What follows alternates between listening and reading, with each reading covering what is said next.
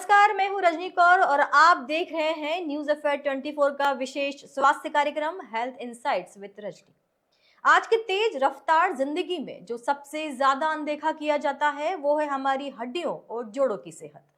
दर्द को हम अक्सर उम्र का हिस्सा मान लेते हैं, चलने में तकलीफ को मजबूरी समझ लेते हैं और घुटनों या कमर की समस्या को तब तक टालते रहते हैं जब तक कि सर्जरी का नाम सुनकर डर न लगने लगे।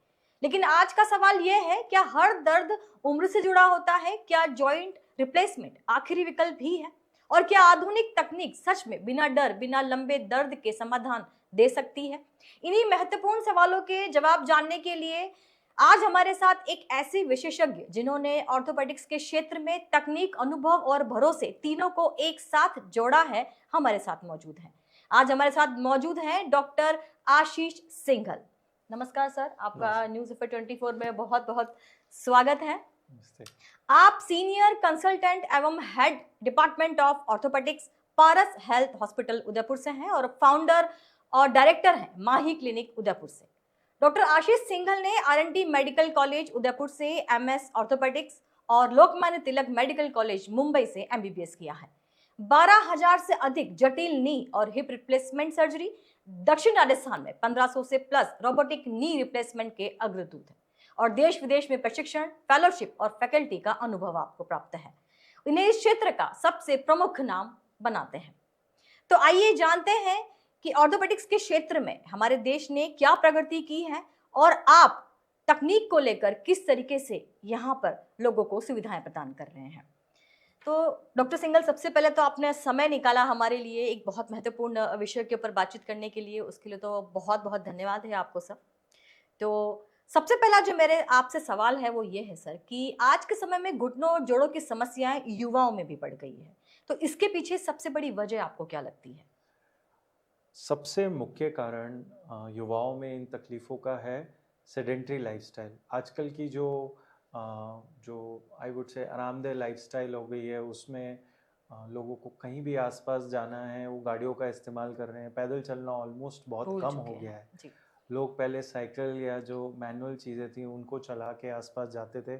आजकल के छोटे छोटे बच्चे इलेक्ट्रिक साइकिल या बाइक्स या फिर जो बड़े लोग हैं छोटी छोटी चीज़ों के लिए बाइक्स या गाड़ियों का इस्तेमाल कर रहे हैं। ये एक तो मुख्य कारण है। दूसरा खान पान, जो कि आजकल आप भी समझते हैं, जंक फूड बहुत बढ़ गया है, बाहर का खाना पीना बहुत बढ़ गया है। तीसरा एक्सरसाइज या बाहर के खेलों की कमी। आजकल मोबाइल कंप्यूटर्स के युग में छोटे बच्चे से लेके बड़े लोग वीडियो गेम्स या मोबाइल में ही लगे हुए हैं। चौथा, जब हम बाहर ज़्यादा नहीं निकलते हैं तो धूप और इनका सेवन ज़्यादा नहीं होता है। तो इन सब कारणों से अगर हमने देखें, मसल जॉइंट हेल्थ खराब होती जा रही है, लोगों का वज़न बढ़ता जा रहा है जी।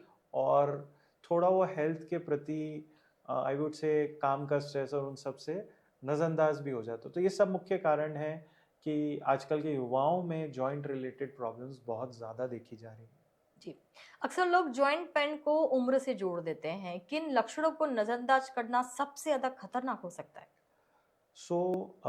मेरे हिसाब से किसी भी उम्र में अगर कोई भी जॉइंट पेन ज़रूरत से ज़्यादा लंबे समय चल रहा हो जी। और थोड़े बहुत दिन रुक के सेक वगैरह करके या घर के नुस्खे करके या दवाइयों के बावजूद वो पेन ठीक नहीं हो रहा हो, आपने किसी जो घर पे अवेलेबल दवाइयाँ हैं वो ली हों या आप अपने फिजियोथेरेपिस्ट को दिखाया हो, आपकी normal daily functional life effect हो रही हो, एंड अगर आपकी जो चाल है वो चेंज हो रही है, आपको रात में भी प्रॉब्लम्स हो रही हैं, कभी कभार आपका कॉन्फिडेंस कम हो गया है या आपकी रिपीटेड फॉल हो रही है घर में, जैसे कि अगर पूरा घर कहीं जा रहा है, कहीं बाहर जा रहा है और आपको लगता है वहाँ मुझे बैठना पड़ेगा, चलना पड़ेगा, बहुत मुश्किल आने वाली है, जब ये सोच आने लग जाती है, दैट मीन्स वो जो तकलीफ है वो ज़रूरत से ज़्यादा हो गई है।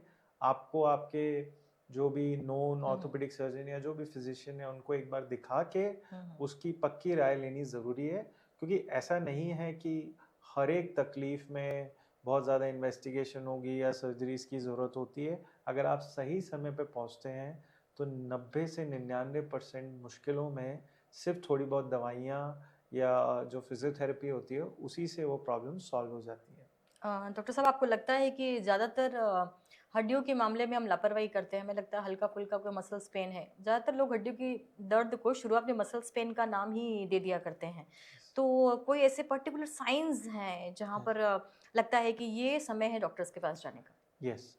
सो एक तो कोई भी, जैसे मान लो मैं घुटनों की बात करूं, जी। अगर घुटनों में बहुत ज़्यादा सूजन है, अगर आपसे 5 या 10 कदम भी चलने में बहुत मुश्किल हो रही है, आपको बैठने उठने में बहुत ज़्यादा तकलीफ हो गई है जो बहुत लंबे समय तक है, एंड जैसे सीढ़ी चढ़ना उतरना या फिर बाथरूम में भी बैठ के उठने में आपको बहुत अत्यधिक समय है, रात में सोते सोते भी अगर करवट लेने में मुश्किल हो रही है, तो ये कुछ लक्षण हैं जिनको हमें नज़रअंदाज नहीं करना चाहिए। स्पेसिफिकली घुटनों के लिए अगर मैं कंधे की बात करूं, कंधे में करवट लेना उस साइड या फिर हाथ को उठाना मुश्किल है, आपको दूसरे हाथ से पकड़ के हाथ उठाना पड़ रहा है, या फिर ओके, आपके कपड़े पहनने में या कंघी करने तक में आपको अगर मुश्किल होने लग मुश्किल आ गई रही है, है।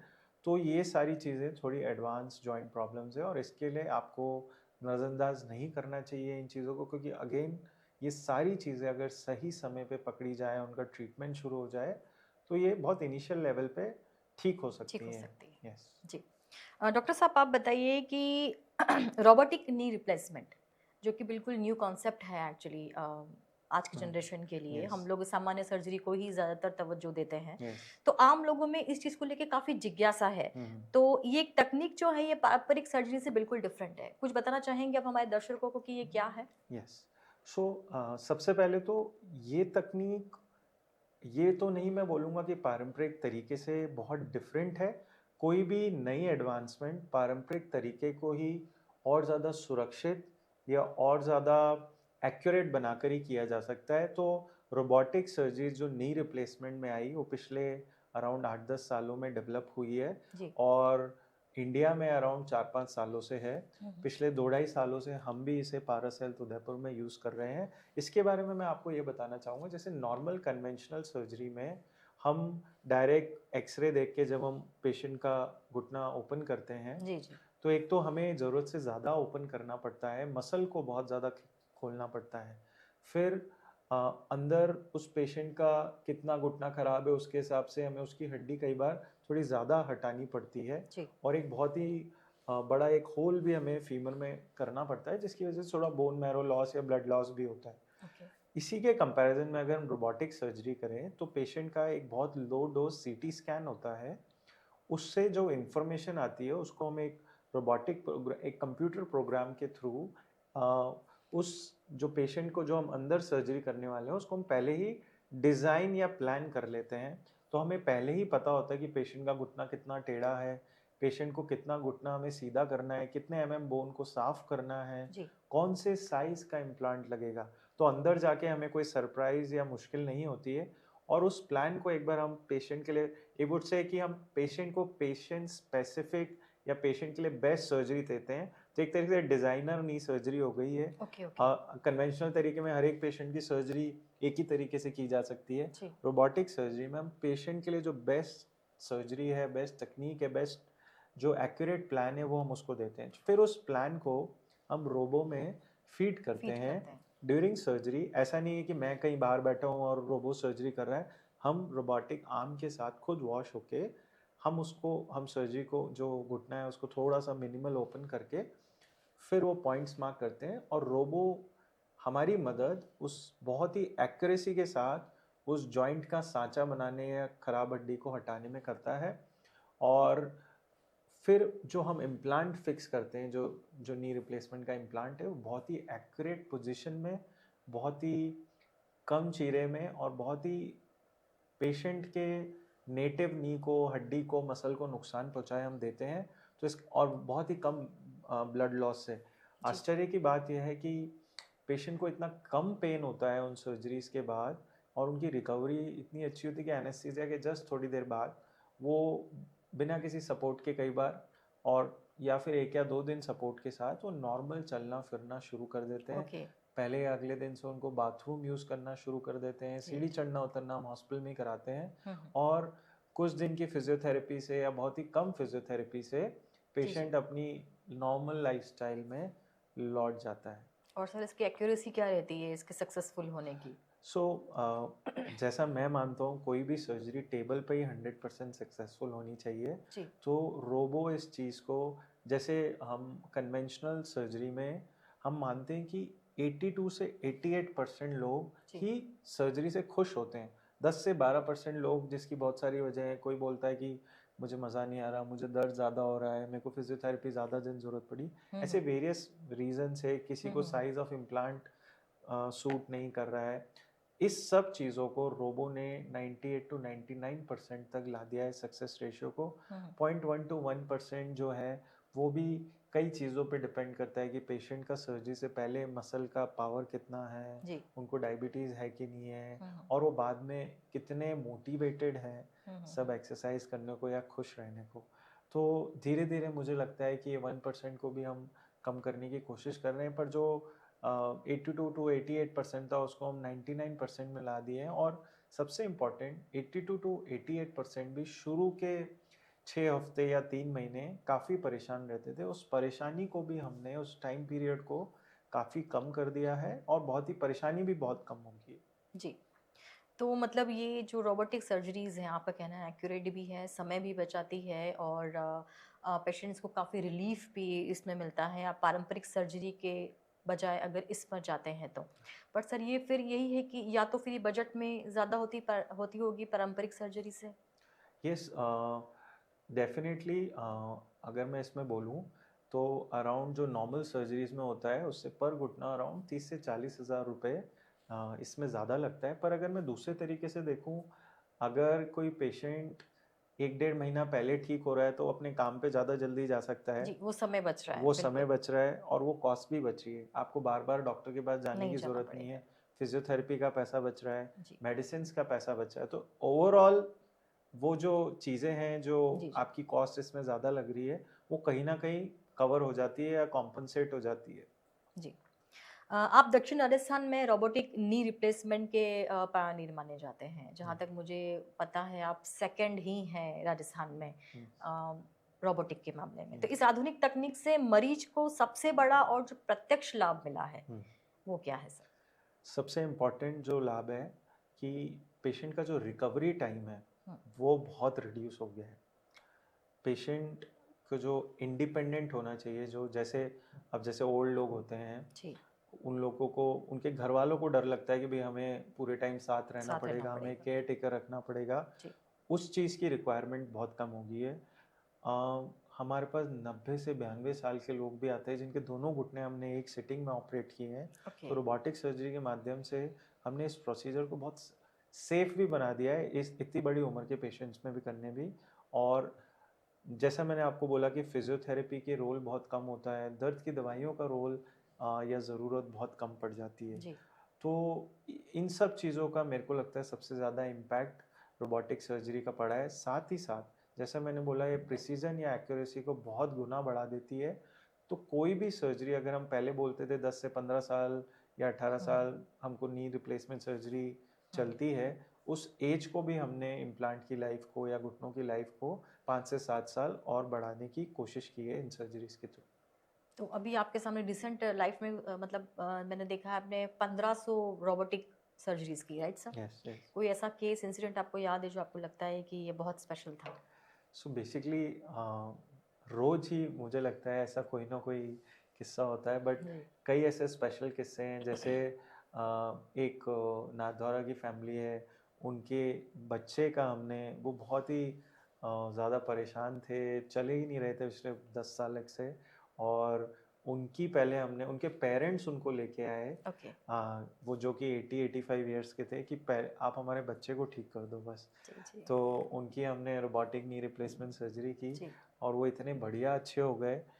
1.5 या 2 महीने बाद वो अपने उन्हीं दोनों पेरेंट्स को पेरेंट्स को लेके लेकर लेके आए। आए कि इन दोनों की एक साथ सर्जरी कर दो। जी। तो हमने उनकी सर्जरी की एंड फिर जो हमारा 1500 जब हमने कंप्लीट किए तो हमारी जो एक सेलिब्रेशन था, जी। उसमें वो इतने बढ़िया लोग हैं, हुँ, सब हुँ। अपनी पूरी फैमिली के साथ आए जी, और उन तीनों ने बड़ा अच्छा अनुभव अपना साझा किया। जी। ऐसी स्टोरीज हैं। फिर कईयों में हमने पेरेंट्स की सर्जरी की है एक साथ और बाद में उनके बच्चों की सर्जरी की है। जी। तो मुझे लगता है मेरे मरीजों पे जो उनका भरोसा हम पे है। हम्म, ये एक लाइफ चेंजिंग ऑपरेशन होता है। कई जी लोग मतलब जो इतने इंडिपेंडेंट होते हैं वो इतने डिपेंडेंट हो जाते हैं। हमारे पास लोग व्हील चेयर से लेके आ रहे हैं, 3 लोग 4 लोग पकड़ के लेके आ रहे हैं जी पेशेंट्स जी। को उठा उठा के। बैठ जब नहीं वो पाते चल नीचे, के जाते हैं हॉस्पिटल से ना, वो अलग ही खुशी उससे होती है। ज़्यादा आई वुड से रेवोल्यूशन या फिर पेशेंट उनकी लाइफ में हम्म, जो एक खुशी है ना वो बहुत ज़बरदस्त होती है। तो मुझे लगता है उससे ज़्यादा खुशी एक डॉक्टर की लाइफ में, एक फैमिली की लाइफ लाइफ में, वो में जो कुछ नहीं मोमेंट आ है ना वो सकती। बहुत इंपॉर्टेंट है। तो ऐसे ऐसे बहुत सारे हम्म, रोज कहानियाँ होती हैं जो हमारे लिए हो सकता है नॉर्मल हो, पर उस जी पेशेंट की बहुत स्पेशल लाइफ में होती एक है। बहुत स्पेशल मोमेंट होता जी है। सर। यस। वापस हम टॉपिक पे आते हैं और बताइए कि नी या हिप रिप्लेसमेंट कब ज्यादा अनिवार्य हो जाता है, या फिर कभी ऐसा पॉसिबल है कि बिना सर्जरी के भी ठीक हो सकता है? सो इस पे मैं सवाल का जो जवाब है उसको 2 भाग में दूंगा। पहले मैं यही बोलूँगा कि कब सर्जरी की ज़रूरत पड़ती है। जी तो सर्जरी से कैसे बचा जा सकता है वो ज़्यादा इम्पोर्टेंट है। जी आई वुड से जहाँ जो हमारा पहला सवाल था कि लोगों को युवाओं में ये समस्या शुरू हो गई है। तो जो समस्या है जिस वजहों से हो रही है कि एक्सरसाइज नहीं करना, वेट बढ़ना और बहुत ही सिडेंट्री लाइफ जीना, जैसे हम उसको कम करेंगे, नॉर्मल जीवन में साइकिल का इस्तेमाल करेंगे, सप्लीमेंट्स अच्छे लेंगे, खान पान का ध्यान रखेंगे, तो एक तो हम उन सर्जरी से बच सकते हैं। जी जिन लोगों को 40 से 45 50 सालों में घुटनों की समस्याएं शुरू हो गई हैं, अगर वो अपने इनिशियल लेवल पे ही अपने संबंधित ऑर्थोपेडिक सर्जन या जो भी जॉइंट रिप्लेसमेंट स्पेशलिस्ट है उनको दिखाएं और अ, उनसे राय लेके कैसे उनकी जो राय है वो माने, तो उनमें से 90 टू 95% लोग सर्जरीज की जरूरत ही नहीं सर्जरी से पड़ेगी। बच सकते हैं। जी हमारे पास अगर मेरे पास रोज मैं अगर 100 पेशेंट्स देख रहा हूँ नी रिप्लेस घुटनों के दर्द के, तो बिलीव मी 1 या 2 को ही रिप्लेसमेंट की सलाह मैं देता हूँ। 90 टू 98% लोग बिना सर्जरी के ठीक हो सकते हैं। उनमें से कई लोग हमारी बातें मानते नहीं है। समस्या वो है, हम सबसे मेन बोलते चीज हैं वही है। हमारी राय नहीं समझते हैं कि जी भाई एक्सरसाइज करनी है, जिनको थोड़ा तक चलना है आजकल लोगों चलना की है। लाइफ में। अब मुझे ऐसा लगता है कि लोग जो हैं वो बॉडी को कम तकलीफ देते हैं, ज्यादातर यस। सोचते हैं कि जितना ज्यादा काम हो सके वो हाँ, लोग कर दें या मशीनरी कर दे, मशीन नहीं वो कर दे। बेटर है। यस, जी सही बात है। जी तो ये एक बहुत बड़ा प्रॉब्लम है। हम उनको बोलते हैं नीचे बैठना बंद करिए, वो समझते नहीं है। उनको लगता है नीचे बैठना तो ज़रूरी है। बिल्कुल अच्छी चीज़ है भारतीय सभ्यता में, पर जिनको घुटनों और कमर की समस्या है उनको नीचे बैठना अवॉइड करना चाहिए। ओके साइकिल का इस्तेमाल करिए, साइकिल बहुत अच्छी एक्सरसाइज है। वॉकिंग करिए, नी की संबंधित एक्सरसाइजेज हैं जो कोई भी बढ़िया फिजियोथेरेपिस्ट आपको सिखा सकते हैं। इनफैक्ट ऑनलाइन भी अवेलेबल है यूट्यूब वगैरह पे, जी आप उनको देखें। 5-5 10-10 मिनट आपके जो दिनचर्या है उसमें से वो चाहिए, जो आपकी मसल्स को, टिश्यूज़ को जी साथ करेगा। मेरे पास मरीज आते हैं, बोलते हैं हम तो रोज़ वॉक करते हैं 1 घंटा। देखिए, वॉक करना बहुत अच्छी एक्सरसाइज है, मैं उसके लिए मना नहीं कर रहा हूँ, वो एक अच्छी कार्डियो एक्सरसाइज है। जी बट अगर आप जॉइंट रिलेटेड, अभी वॉक करने से नी और आर्म्स की कसरत कैसे होगी?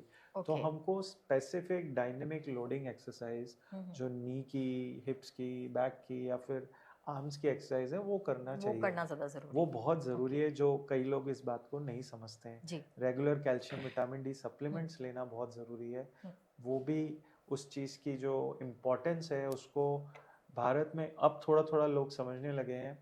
एंड वो ऐसा बोलते हैं कि अम, आपका जो सप्लीमेंट्स है, हम तो धूप में रहते हैं, बाहर रहते हैं, हम तो ये खाते हैं, बट बिलीव मी 100% लोगों का विटामिन डी, B12 और कैल्शियम डेफिशिएंट है हमारी भारतीय सभ्यता में, स्पेशली फीमेल्स में। जी विटामिन डी, जैसे कि सर आपने बताया कि हम्म, हड्डियों के लिए विटामिन डी हम्म, बहुत ज़रूरी यस, है। और विटामिन डी जहाँ तक मैं जानती हूँ सिर्फ सूरज की रोशनी से यस, मिलता है। यस। इसके अलावा भी सर कोई और सोर्स है? क्योंकि मोस्ट ऑफ लोग आजकल सूरज की रोशनी में बैठना ही नहीं चाहते। बैठने ही नहीं चाहते हैं। सो बेसिकली, और अगर बैठ भी रहे हैं तो स्किन पे स्किन डायरेक्ट बर्न, टच नहीं हो स्किन रहा का है, वो प्रॉब्लम आ कवर्ड रहा है। है, राइट राइट। सो कुछ कुछ जो विटामिन डी है वो नॉनवेज सोर्सेज में होता है। जी हमारी जो भारतीय सभ्यता में 90% लोग वेजिटेरियन हैं, जी तो वो भी एक समस्या है। उस वजह से B12 डेफिशिएंसी भी होती है, बिल्कुल, बहुत ज़्यादा सर अभी बहुत तो। ज़्यादा। एंड विटामिन डी कुछ टाइप के फोर्टिफाइड फूड्स में गवर्नमेंट रेगुलेशंस के हिसाब से डाले जाते हैं। जैसे कुछ कुछ थोड़ा बहुत किसी किसी नमक में होता है, कुछ और जो कुछ सप्लीमेंट्स होते हैं, कुछ जो बेबी प्रोडक्ट्स हैं उनमें थोड़ा थोड़ा डालते हैं। बट विटामिन डी का सोर्स मिल्क प्रोडक्ट्स हैं हम्म, और रोशनी है। रोशनी जब आपकी स्किन पे लगेगी सूरज पे, हम्म, तो ही वो जो एक कन्वर्ट होता है कोलेकैल्सिफेरॉल, और वो आपके, उसका रोल ये होता है जो आप कैल्शियम प्रोडक्ट्स खाते हैं कैल्शियम को एब्जॉर्ब करके बोन्स में सबमिट करना, या फिर जहाँ अपने ज़रूरी जॉइंट्स हैं मसल्स हैं उधर कैल्शियम को प्रोवाइड करना। तो वो एक बहुत ज़रूरी तत्व है, एक हार्मोन है बॉडी में, हम्म, जो कि अगर आप इन सब सोर्स से नहीं ले रहे हैं जी, तो आपको अलग से एक छोटा सा सप्लीमेंट आता है 60,000 यूनिट्स का, ओके, वो रेगुलरली लेना चाहिए डॉक्टर की राय से, तो बहुत अच्छा रहेगा। ओके। सर, ये एक रिवीजन नी रिप्लेसमेंट जो है वो क्या होता है, और ये सामान्य जॉइंट रिप्लेसमेंट सर्जरी से कितनी अलग है और चुनौतीपूर्ण होती है? So basically revision knee replacement का मतलब है जब किसी वजहों से जो प्राइमरी नी रिप्लेसमेंट है या फर्स्ट टाइम सर्जरी की गई है जी, वो फेल हो जाए या ओके, सक्सेसफुल ना हो। अब उसके बहुत सारे कारण हो सकते हैं। हम्म, सबसे मुख्य कारण होता है कि अ, जैसे मैंने बोला कि पुराने तरीके से जो सर्जरी की गई हैं उनको 10 साल हो गए, 15 साल हो गए, 20 साल हो गए, तो धीरे धीरे जॉइंट की जो घिसावट है वो वापस हो जाती है वापस जो हो सकती है। आर्टिफिशियल नहीं है। जी, सबसे मेन रीज़न वो होता है। हम्म, दूसरा रीज़न होता है कि अगर आप कैल्शियम विटामिन डी रेगुलरली नहीं ले रहे हैं, आपकी हड्डियाँ कमज़ोर हैं, तो धीरे धीरे लोड पड़ पड़ के, क्योंकि जो इम्प्लांट है वो भी हड्डी के सांचे में ही बैठा हुआ है, अगर हड्डियाँ कमज़ोर हैं तो इम्प्लांट लूज हो जाता है। ओके, ये एक दूसरा कारण है। तीसरा, पेशेंट्स एक्सरसाइज नहीं करते हैं, वेट बढ़ाते जाते हैं, नीचे बहुत बैठते हैं, तो उस वजह से जॉइंट जो हम चाहते हैं 15-20 साल चले, 25 साल चले, वो जल्दी हो जाता है। जल्दी खराब हो जाता है। चौथा, आजकल एक मुख्य कारण हो गया है, जब जैसे ही सर्जरीज के नंबर बढ़ते हैं, अब चीज़ें होती हैं, बॉडी लोगों की इम्यूनिटी अब कई वजहों से कम है, डायबिटीज़ वगैरह उन सब में, तो इन्फेक्शन ओके, इन्फेक्शन एक बहुत ड्रेडेड कॉम्प्लिकेशन है किसी भी सर्जरी के लिए। और बढ़ते समय के साथ, ऐसा नहीं है सिर्फ इंडिया में होते हैं, वेस्टर्न वर्ल्ड या यूएस वगैरह में सबसे ज़्यादा, इंडिया भारत से ज़्यादा इन्फेक्शंस होते हैं। ओके, ऐसा नहीं है कि वो सिर्फ भारत में होते हैं कई, और इसका मुख्य कारण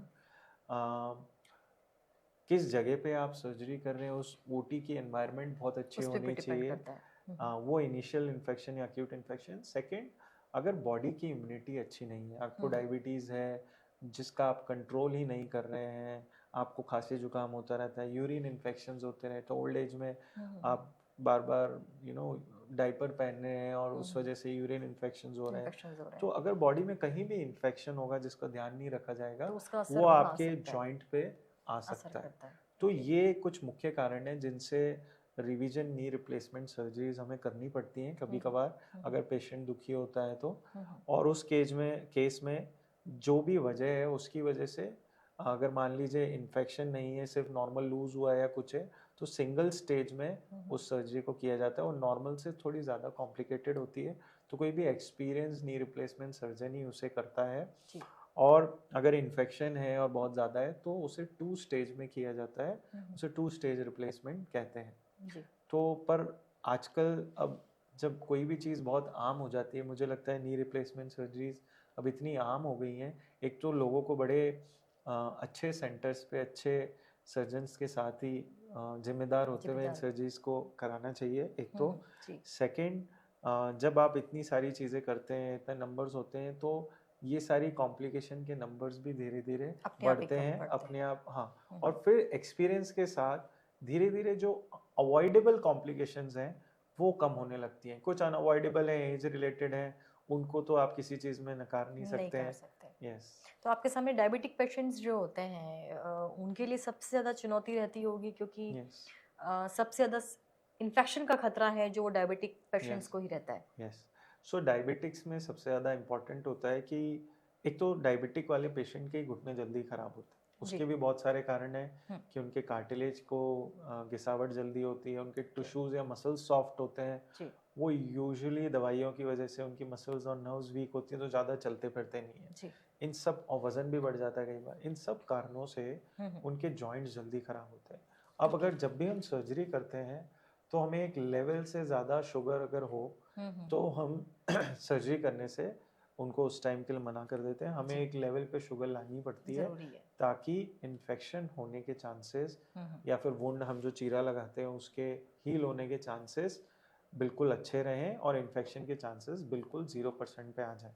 जी। उस टाइम पे इन पेशेंट्स को अगर कोई भी स्किन रिलेटेड इन्फेक्शन है या यूरिन इन्फेक्शन है उसको हम बिल्कुल ज़ीरो करते हैं और तभी उन सर्जरीज को प्लान करते प्लान हैं, किया जा सकता है। क्योंकि नी रिप्लेसमेंट सर्जरी एक इलेक्टिव प्रोसीजर है। मतलब पेशेंट अपने समय के हिसाब से, अपनी मुसीबत के हिसाब से या फिर डॉक्टर पेशेंट की कंडीशन के हिसाब से उसको प्लान कर सकता है। तो इन सब चीज़ों में हम खतरे को मरीज़ के जो खतरा है उसको सबसे कम करते हुए तभी इन सर्जरीज को परफॉर्म करते हैं। कर सकते हैं। Yes. Right sir. Complex trauma और एक्सीडेंट से जुड़े मामलों में सही समय पर इलाज कितना निर्णायक साबित हो सकता है? 100%। सो इसमें बहुत सारी चीज़ें हैं। कॉम्प्लेक्स ट्रॉमा कॉम्प्लेक्स ही इसलिए होता है क्योंकि एक तो इसमें टीम की अप्रोच बहुत ज़्यादा है। जी। जैसे पॉलीट्रॉमा होता है, पॉलीट्रॉमा का मतलब है जिसमें पेशेंट को सर पे भी चोट लगी है, रिब्स में, लंग्स में चोट लगी है, पेट में चोट लगी है और कोई ना कोई बोन या आर्टरी या वैस्कुलर इंजरी भी है। तो ऐसे किसी भी सेंटर पे जहाँ पे हर एक टाइप के विशेषज्ञ एक साथ अवेलेबल हो, आईसीयू फैसिलिटी हो, तभी वो उस पेशेंट को अच्छे से हैंडल कर सकते हैं। और यही मुख्य कारण है कि सरकार की मुहिम है कि छोटी सी छोटी जगहों पे भी टर्शरी केयर सेंटर्स बनाए जाएं, जहाँ पे न्यूरो सर्जन, ऑर्थोपेडिक सर्जन, जो जनरल सर्जन है, वो सब एक साथ अवेलेबल रहें ताकि एक बार पेशेंट की जान जो है वो बचाई जा सके। आईसीयू की ज़रूरत होती है, उनमें आईसीयू एम्बुलेंसेस की ज़रूरत होती है। जी।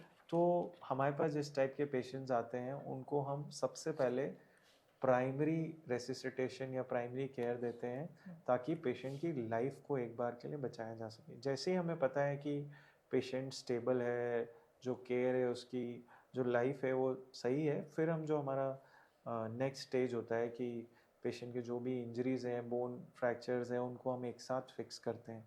कॉम्प्लेक्स इंजरीज मतलब पॉलीट्रॉमा मतलब एक से ज़्यादा फ्रैक्चर, 3-4 इंजरीज उनको हों। कॉम्प्लेक्स फ्रैक्चर या कॉम्प्लेक्स ट्रॉमा का मतलब है कि एक ही पीस नहीं हो के मल्टीपल फ्रैक्चर्स हो, बहुत ही खराब फ्रैक्चर हो, क्रश हो गया हो, चूरे हो गए हो, तो उन सबको भी डील करना, उन सबको बहुत सटीकता से ऑपरेट करना, चुनौती होती है आप लोगों के यस सामने। Believe me. और ये जॉइंट रिप्लेसमेंट से बड़ी चुनौती है। हाँ, ये बहुत क्योंकि बड़ी चुनौती है। क्योंकि हर एक टुकड़े को जगह पे लाना, उस जॉइंट को वापस तैयार करना, फिर फिक्स करना, और साथ ही साथ अगर पेशेंट को और भी तकलीफें, कई बार चुनौती तब बढ़ जाती है जब चमड़ी फटी हुई हो, मांसपेशी बाहर चली गई हो, कई बार टुकड़े भी बाहर रह जाते हैं, और उनमें फिर हमारा चैलेंज उन सब टुकड़ों को ठीक पे लाके, कई बार हमें कुछ टुकड़े वापस डालने लायक नहीं होते, उनको डिस्कार्ड करना पड़ता है।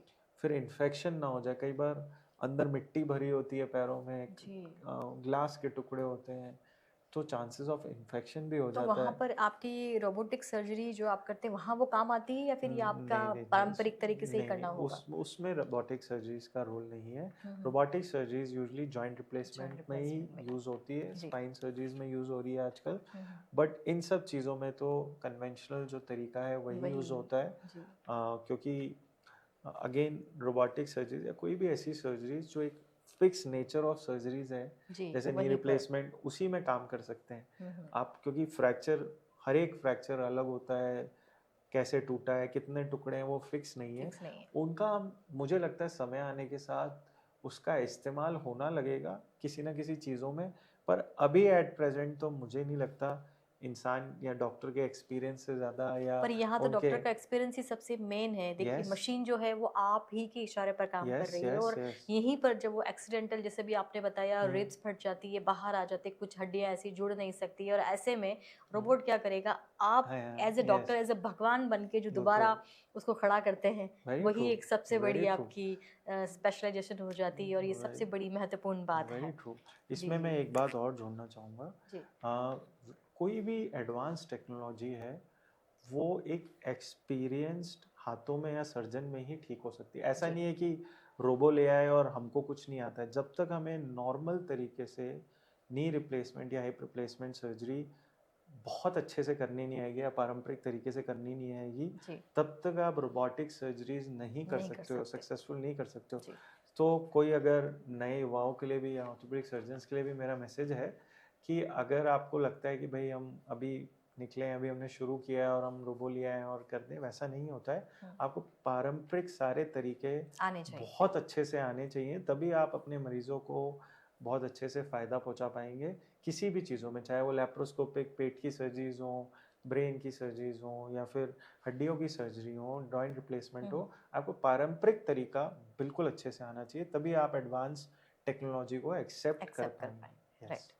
आपने 12,000 से अधिक जॉइंट रिप्लेसमेंट सर्जरीज की है, तो आपके अनुभव में मरीज ऐसी कौन सी गलतियां हैं जो वो बार बार करते हैं?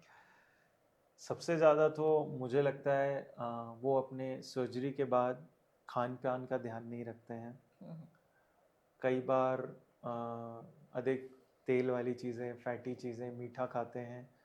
और कई बार जो चीज़ें हम बोलते हैं कि आपको खाना चाहिए, जैसे हाई प्रोटीन डाइट या फिर विटामिन सी युक्त डाइट, नींबू वाली चीज़ें जो हमें लगता है उनको हेल्प करेंगे, उसको बंद कर देते हैं। तो ये जो सारे मिथ हैं उनको हमें चेंज करना पड़ता है। सेकंड, फिजियोथेरेपी का रोल, जैसे हम उन्हें समझाते हैं कि आपको एक्सरसाइजेस करनी है, चलना फिरना करना है, किसी ना किसी वजह से कोई ना कोई फैमिली रिलेटिव या कोई मिलने आता है, अरे आप तो चलने लग गए अभी से, ऐसे जी। नहीं करना है, खराब हो जाएगा। तो जो डर है वो बहुत वो होता है। तो उस केस में हमसे नहीं पूछ के उनकी बातों पे विश्वास कर लेते हैं, और फिर जब वो हमारे पास आते हैं जी, तो हम जो चाहते हैं उनके लिए रिजल्ट होना या नहीं वो हो होना, पाता है। वो फिर वो डिले हो जाता है। जी। तो वो एक फिर दुख की समस्या हो जाती है, पेशेंट के लिए भी, हमारे लिए भी। कि पेशेंट को हम जबकि खूब समझाते हैं कि ऐसे ऐसे करना है, ऐसे नहीं करना है।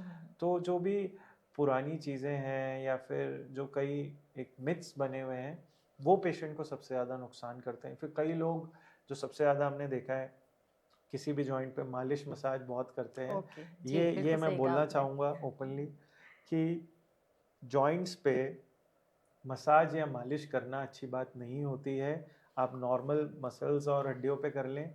जॉइंट्स के आसपास हल्के हाथ से मालिश मसाज चलती है। डीप मसाज यूजुअली नहीं करनी चाहिए, स्पेशली सर्जरी वगैरह के बाद, तो वो ओके, नुकसानदायक होती है थोड़ी। ओके।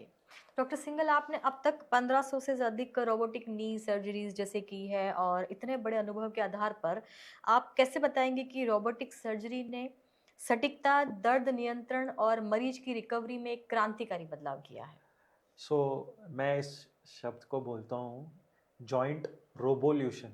जी, जॉइंट रेवोल्यूशन ही, जॉइंट रोबोल्यूशन। जी, मेरे पिछले 2-2.5 साल के एक्सपीरियंस में रोबोटिक नी रिप्लेसमेंट सर्जरीज ने पेशेंट की जो रिकवरी टाइम है, उसकी एक्यूरेसी को बहुत ही अच्छे तरीके से चेंज किया है लोगों ने। और मैं इसे खुशी की बात बोलूँगा कि उदयपुर, जैसे आप समझते हैं, एक बहुत ही सुंदर सिटी है, बट एक बहुत आसपास बहुत ही आदिवासी बहुल इलाका क्षेत्र भी है, है। बिल्कुल। हर टाइप के पारंपरिक एरियाज हैं।